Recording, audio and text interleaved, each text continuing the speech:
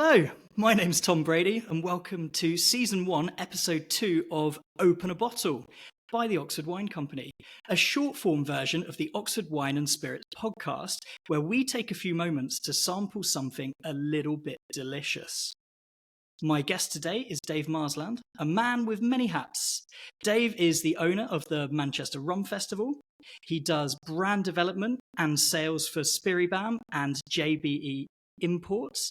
He's the host of YouTube's Rum on the Couch channel, and he was just named Drinks Communicator of the Year by the People's Choice Drink Awards.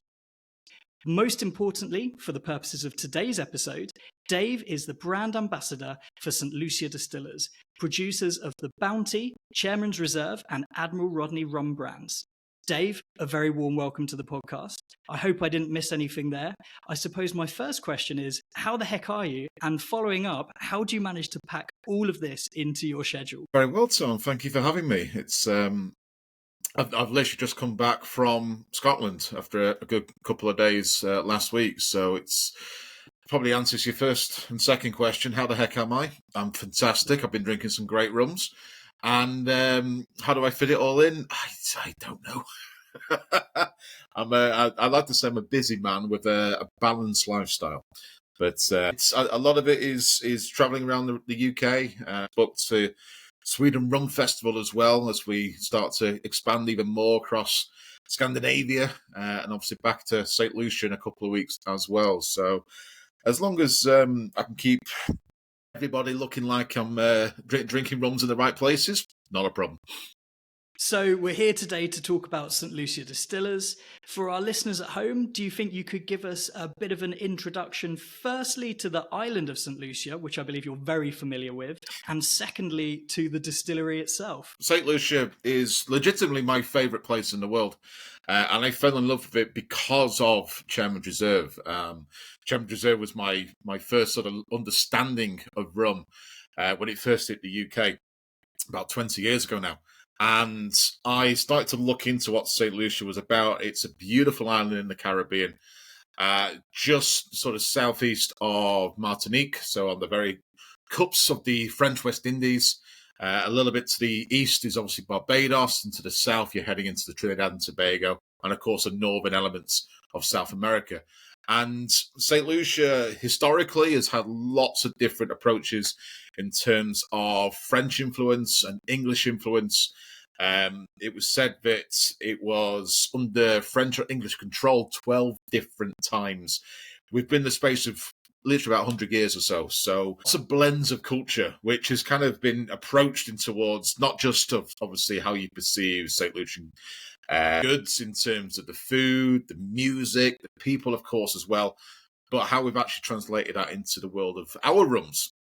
St. Lucia Distillers was formed in 1972 and is the only distillery that produces rum on the island. So it's very different in comparison to, say, Barbados, who has 4 distilleries, or Jamaica, who has 3 or 4 themselves as well. Kind of a sole producer.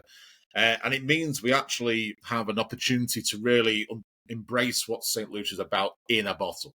And that's always been a key thing for myself, is to really show off the lifestyle of St. Lucia. As you can tell, I like to wear T-shirts that showcase such a scenario, and bright blue is quite a common colour. But St. Lucia Distillers has obviously, as you would imagine, adapted over the last couple of decades now. 1972 is a very different time to what we perceive today, especially in the world of rum. And we have adapted and evolved over the years, like I say, introducing not just Chairman's Reserve, but new bottlings to Bounty, and of course new bottlings to Admiral Rodney as well. So to me, one of the most interesting aspects about a lot of rum distilleries, particularly in the Caribbean, is the still setup, where you're likely to find a range of different stills producing multiple different styles of rum, marks if you will. This being compared to a single malt distillery, for example, where you'll normally find a simple double pot still setup.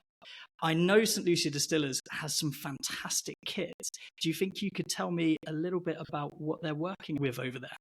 Yeah, of course. So as you quite rightly say, we're a little bit different in comparison to what a lot of people may have seen in the world of Scotch and Irish whiskey. I've been to many distilleries in both regions myself now, and it's always quite interesting. Obviously, there's the historical elements of Scotch and Irish and whiskey as a category. And then you look into the world of rum and you see our distillery, and you are bamboozled a little bit with not just the size, but the shapes, and of course what those rums can actually draw off and start to really produce before you hit maturation. So we have 4 different types of stills available to ourselves. We have our very first one, which is what we call a John Doe 1 pot still. It's a 450 litre batch. Like I say, copper pot design, so you're offering a lot more complexity. In my experience, a little bit more wider, a bit more depth towards it as well. That was commissioned in 1998, so we haven't got sort of decades of history on that one, or centuries, should I say, sorry. But ultimately, it also has a double retort as well. Then we decided to have a slightly bigger version of that. And would you believe it, Tom? It's called John Doe number 2. I would imagine a very quick marketing meeting on naming this one. But that is a lot larger. That has gone from 450 to 6,000 litres. So a huge opportunity to really bring a bigger batch of rum to be produced. Then we have something called the Vendome pot still. Now, Vendome's kind of like a hybrid approach. I think it's 1,364. I might be slightly off there, but 1,364 litres per batch of that. But that is pot still at the bottom, and it has a 9-plate column still attached to the top. And again, it gives us a very different approach to the kind of flavour profiles that can generate before you start heading into the world of maturation. And of course, then we have a coffee column still. Aeneas Coffee himself obviously patented it and created this beautiful continuous approach of distillation. We have 2 coffee column stills. One's an analyzer, one is a rectifier. And there's 45 different plates within that. So a lot taller than what is on top of that Vendome. Offers sort of 3 different types of distillation regarding that. So, for example, the lower the plate is, the more, I don't want to say the word volatile, but you get a lot more impact. And naturally, the higher it goes, the lighter, more finesse the aromas and the palate itself starts to bring. So we have a lot of opportunity there across all 4 of our stills to really offer something different. And they really are amazing to look at. I remember being lucky enough to go and visit the distillery myself, and you can sort of climb around the coffee columns still. And I think there might have been a little bit of a leak because I saw a bit of something trickling down the side. And being my curious self, I did sort of take a little swipe with my finger and a little taste. Did you? Well, you know, who wouldn't? Who wouldn't? Went in St. Lucia. But I think the one that really, I mean, aside from seeing the double retort pot stills, which are just mighty to see every time you walk past one, I think the Vendome still is so impressive. Are there a lot of distilleries, a lot of rum distilleries who have this sort of kit with them? I mean, I would say there's a lot of that traditional approach with pot stills for sure. I know when I visited Jamaica, for example, Appleton Estate have some very, very large stills, that could obviously offer that kind of signature style that we associate with Jamaica, away from that funkiness that you'd naturally get as well. Barbados, a similar scenario, but I have seen some great column stills from there as well, within the likes of Foursquare. So there's, I think the most unfounded one would be a Vendome. There's becoming a little bit more approachable now, I think, with that flexibility that hybrid sort of style can offer, but it's not something I've seen too often in every single distillery. So I'm not saying we're obviously unique. I do know there are other Vendome stills available around the world, across the world of rum as well, but I would say that we've sort of led that a little bit more, and we sort of focused on it in terms of how we could use it within our blends of creating things like Chairman's Reserve. The plates themselves, is there any freedom to sort of take plates out, or is it pretty much one setup? I mean, there's a flexibility. We can open and close the plates, especially with sort of product development. Ian John, who is our master distiller, will always try and see what see how it evolves. Obviously, as we use more molasses, our molasses originate, for example, from South America, Dominican Republic. So we want to make sure that we can get the very best out of that shipment every time it comes into the port. But ultimately, as we know, the higher sort of florality approach is near the top, so we may not bring in too much from there. That's more for our lighter style rums, for example, our Denros or our Bounty rums, which offer that more that sort of lighter, more fragrant approach. But if you start drawing it from the bottom, Ian can start to play around a little bit. Maybe there's a new blend that might offer something that needs a bit more power behind the blats, it's sort of hitting more of your palate than the aromas. It gives us the flexibility. It'd be amazing to sort of speak to Ian and see if there's anything in the pipeline when I'm over there, but he does like to keep his cards quite close to his chest. Not everything we make is going to be spot on, which is why we have that option to be able to develop before it starts hitting in more of our maturation, because obviously barrels, not at a premium, but that does take a lot more longer to make sure that base liquid is going to be worthy of being matured within these ex-American oak barrels. We wait with great. So today we're talking about Chairman's Reserve, and in particular, I've got my bottle here, the Chairman's Reserve Forgotten Cask series. This is a tasty rum. You've got a new bottle, right? I do indeed. I've been a little bit cheeky on this one, and I thought to bring. I wouldn't say it's a latest expression. It's a relabeling. The liquid is exactly the same as what you have within yours, Tom. And just to hammer that one home, I do have the old expression in terms of our label as well. So I'll be pouring from this to join you. And just to really hammer home, I thought I'd crack out my best Chairman's Reserve glass as well. I apologise, Tom, but I'm yet to send you one. That's quite all right. Well, I'll wait with anticipation for that one too. Can you tell us a bit of a story about the naming of this release? So it's in a weird way, it's relatively self-explanatory, as you would imagine. But as you would have quite rightly said, there is a bit of a story behind the Chairman's Reserve Forgotten Casks. So on May the 2nd, 2007, we had a distillery fire. Nobody was injured or passed away in terms of the response of that. However, our bottling plants and our administration block were severely damaged. Unfortunately, that is one reason why we have not a lot of records, anything prior to 2007. It's also, obviously, the fire, we moved as many of the barrels, especially from the bottling plants, out the way as possible. Now, obviously, you've seen the size of a barrel yourselves. I'm sure you may have tried moving one when it was empty. It's not as straightforward. But we tried to find any nook and cranny we could sort of put these barrels in. And we mislaid them for 4 years, which sounds a hell of a long time to mislay several barrels. But that is unfortunately what happened. Probably not the best at stock taking we were back then. But ultimately, 4 years later in 2011, we refound the barrels. Realised, of course, our mistake.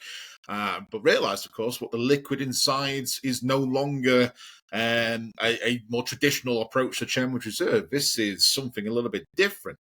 We were able to get around about 2,500 bottles out of these barrels when we reduced it down to 40% ABV. And it offered a very different approach to Chairman's Reserve, because you have to remember that back then we only had our Chairman's Reserve original bottling, our white label expression, and our spiced expression as well. So this is not part of the business plan, let's put it that way. There's a limited edition bottling, and as you would imagine, we call it the Forgotten Casks, as we forgot some casks. It went down very, very well. We had a lot of great responses. We won some fantastic awards and recognition. And we actually then decided to reproduce this. What I would like to say right now, Tom, is for some reason, a common question I get asked is, do we burn down the distillery every time? No, we do not. That is an insurance nightmare. And also, this is not a smoky rum. We didn't have time to smoke the barrels, as you would imagine, during a fire. It's not the priority. But ultimately, this was a fantastic opportunity to showcase our higher maturation approach and really draw out some of these more, I'm actually going to say, intricate sort of flavor profiles, because I do get something a lot of these people may not expect when you sort of see the color of this rum, but also the kind of complexity of the stills that we've used as well. So let's get into it. This is a molasses-based rum, am I right? That is correct. 100% molasses, yes. But the molasses isn't coming from St. Lucia. No, as referenced before, it's we used to be from Guyana, but we actually swapped out a handful of years ago now between Dominican Republic and South America. An interesting story, actually, Tom. This is it's the only thing that we don't produce in St. Lucia. We do have sugarcane within our own fields surrounding the distillery, but that is predominantly used for our sugarcane juice, which will involve into things like our Championship Legacy bottling and our 1931 bottling. But I think that's another story for another time. However, the molasses actually come in from a tanker twice a year. So we can store that molasses into our molasses tanks, which we have on site. But the interesting sort of feel to it is our distillery within the Roselle Valley on the west coast of St. Lucia is only about a mile inland from the Roselle Bay itself. And you'll see the tanker coming into St. Lucia, heading towards the Roselle Bay.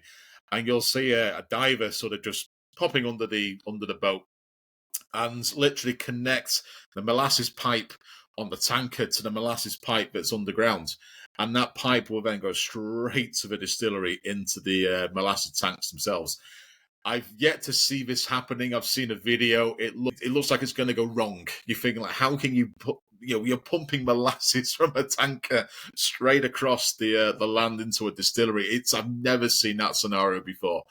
But I would imagine it's quite a tasty version at the same time. A raw but tasty version nonetheless.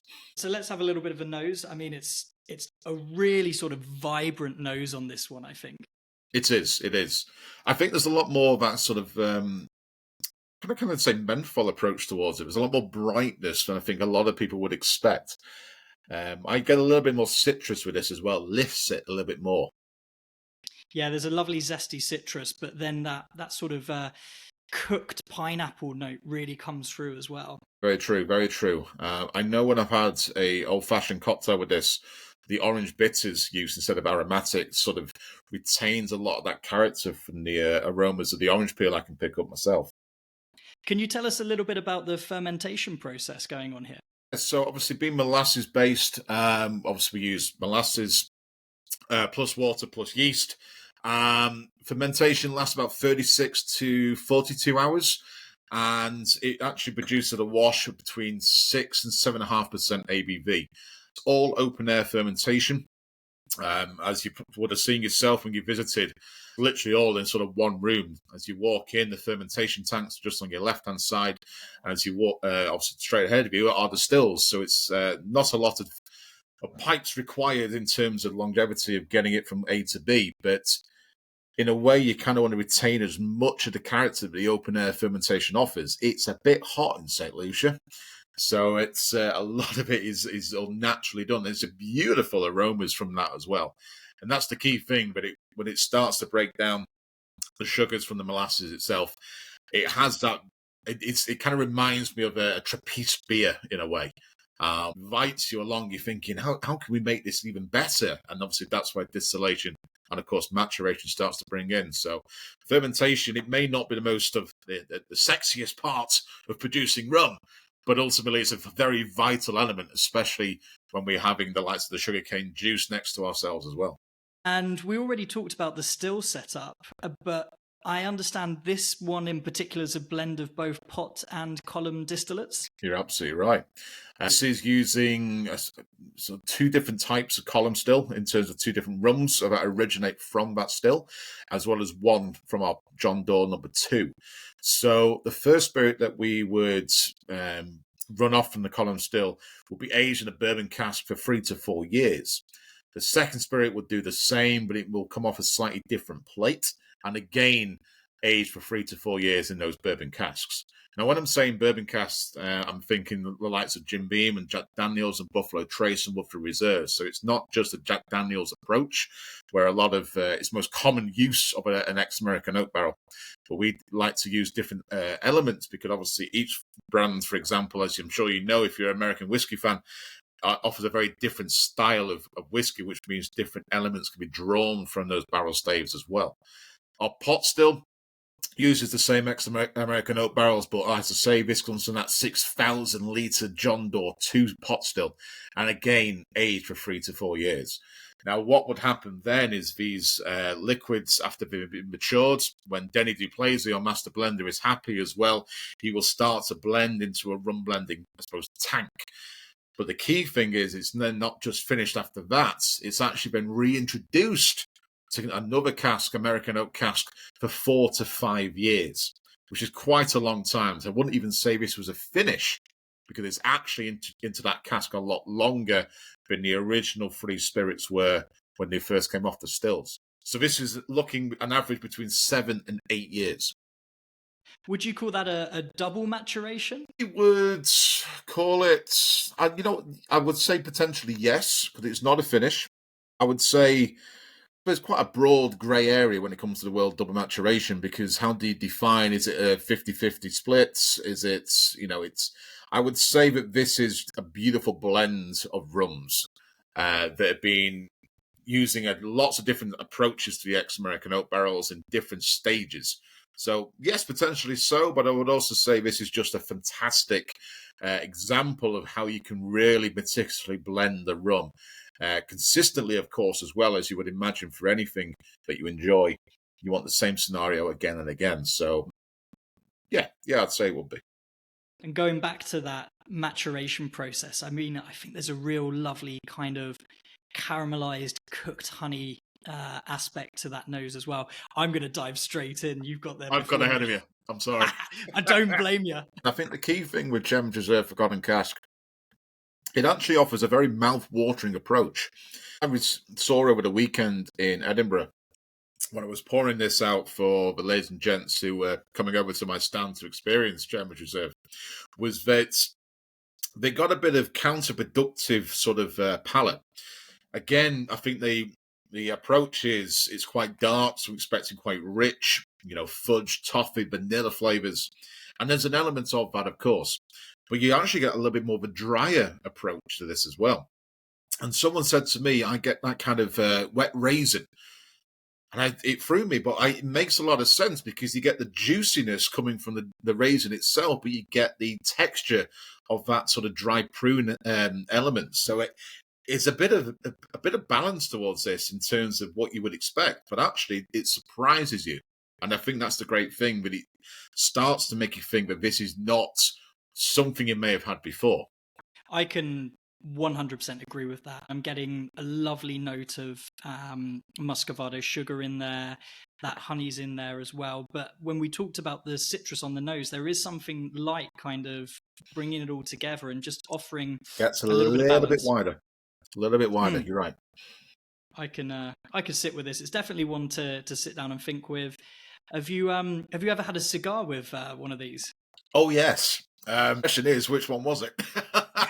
I as much as I love my cigars, I'm a terrible person for not writing down my favourite pairings, because I've only recently, in the last couple of years, started to embrace cigars, and I obviously I've dived in potentially too much head first and not paid too much attention to of the sort of styles that each cigar could offer, and of course the length and the gauge within that as well. But I've had a lot of different styles with this. Which is my personal favourites? I'd have to look at all the photos I've taken before that band disappears. But I've noticed that it is a very flexible rum. I think, again, it depends on the kind of scenario that you're in, and also the kind of flavours you can pick up yourself. As we quite rightly said, you can draw out more citrus, a little bit more of a drier approach. So I wouldn't say you want to have something that's going to dry your mouth out too much, because this will not help. You kind of want that, I wouldn't even say a bigger, bolder approach either, because it may get actually a little bit lost by the cigar. No, my sort of common one that I sort of use as my litmus test is the Romeo and Juliet number 2. It's kind of my mark, shall we say, of do I go higher or lower, and depending what rabbit hole you go down after that. And it's never been an unsatisfactory experience with Romeo and Juliet #2. So I'd probably say that would be a great start, and then depending on how you approach Chairman's Forgotten Cask, and also depends who you're with as well. I feel like a sensory experience is vital when you're embracing something like Forgotten Cask. Not just something you can enjoy yourself; it's with friends as well. I know for a fact I'm going to have this bottle open in my wedding in several weeks' time, because it's such a flexible rum to have in whatever scenario that you're intended to have within. And going back to that palate, you talked about raisins, but there's a real kind of zesty sultana character going through this as well. And then in terms of texture, I think you do get the length of time that this has been in barrel, because there is a bit of a tannic grip that sort of sits just on the inside of my cheeks there. And it's You're absolutely right. It sort of pops a little bit, which I think is where that kind of slightly menthol approach comes to it. Lingering to style of this, it's not a long one in terms of you get beautiful richness. There's no added sugar to this either, so you haven't got that slight stickiness you might associate with different areas of the world in their rum production. But ultimately, I wouldn't say it's actually overly dry either. It lingers beautifully well, and I mean, I'm talking obviously as we both are, and it does dry your mouth out a little bit quicker. But if you're just sat with friends and just embracing the flavors, you do get a slightly more, I don't want to say the word caramel, because I think that can be associated in so many different ways, but you get a slight silkiness that just gives you that little lift at the end. But you know you've had something a little bit unique, and dare I say, a phoenix from St. Lucia Distillers. Any final thoughts on this rum? Flexibility. We've spoken about cigars briefly, and I've mentioned obviously a cocktail as well. But I think that's the key thing, and not just for Chairman's Reserve Forgotten Cask, but the range itself. The flexibility of this in terms of how you can enjoy it, I think there's so many more. Wherever you are, if it's in a bar, if it's at home, if it's at Oxford Wine Company itself, and you're enjoying something a little bit different, having it in a serve like an old-fashioned with some orange bitters instead of aromatic, or having it with coconut water. It's one of your 5 a day, Tom. You can feel healthy while drinking rum. It's a great scenario. It offers something, and I think, again, that's a key thing. What I was saying over the weekend in Edinburgh was obviously a common question: how would you drink this? And I'd say however you wish. It makes no difference to ourselves, because we want to make fantastic rums that offer you a scenario of how you can approach it, whether it's with a cigar, on its own over ice, or a dash of water, whether it comes with coconut water or a great mixer like cola or ginger beer or fruit juice, or whether it's a great old-fashioned cocktail or a twist on a Manhattan, or whatever your preferred palate would be. Forgotten Cask seems to offer that opportunity to be embraced in so many different ways. And I think that's the key thing in the world of rum these days as well, is to not have something that pigeonholes itself into one scenario, and you then panic when you haven't got something that fits with what you need at that time. Hear, hear. Dave Marsland, thank you so much for talking us through such a delicious tot of rum. My Before pleasure. we leave you, there's just enough time for some shameless shout-outs. Dave, how can we follow you on social media? Well, of course, I've got to say, make sure that you are following Chairman's Reserve itself. We have a UK Instagram, which is Chairman's Reserve UK. Of course, the same on Facebook and X as well. So that is where you can find all the up-to-date, inspiration about ideas, and of course, where I'm going to be across the UK, as well as my fellow members of my team, as we showcase the exploration of the range. But of course, myself is my own company, Drinks Enthusiasts, which, as you quite rightly said at the beginning, encompasses the likes of Manchester Rum Festival, which, if I may, Tom, I'm going to even more shamelessly plug, because that is coming up, and that will definitely have the range of Chairman's Reserve available, where you can see our new bottle labelling, which gives you more transparency, as we've been going for the last 15 minutes now, of what actually is in the blend. So very cool to see that up front as well. Tickets will be going available at the beginning of April. So if you're yet to follow Manchester Rum Festival on Instagram, Facebook, or indeed signing up to the mailing list on manchesterrumfestival.com, please do so you can find out as soon as those tickets go live in April, the link to be able to pick up. It's only going to be £25. That's not a lot of money to embrace some amazing rums from across the world. We've got an amazing cocktail bar and, of course, some Caribbean food, some great music from my resident Caribbean DJ. And it's at New Century Hall in Manchester, very, very close to Victoria Station. So perfect for a nice rum day out. Can't wait. Dave, thank you so much. Have a good one. And to you.